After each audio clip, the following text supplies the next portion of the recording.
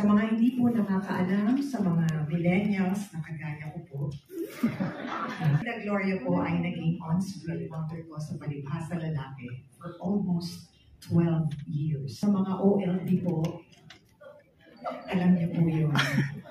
Napanood niyo po yun. Sila yung mga millennials, rerun ang napapanood nila.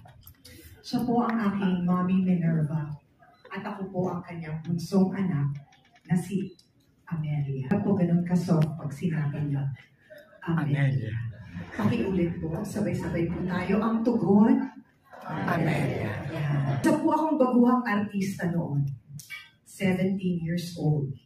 Minsan, hindi ko po naramdaman kay mommy na star ako, si Gloria Romero ako. At sino kang bagong artista? Ngayon, pinaramdam sa akin. Pantay-pantay po ang pagtingin at pagtrato niya sa aming lahat.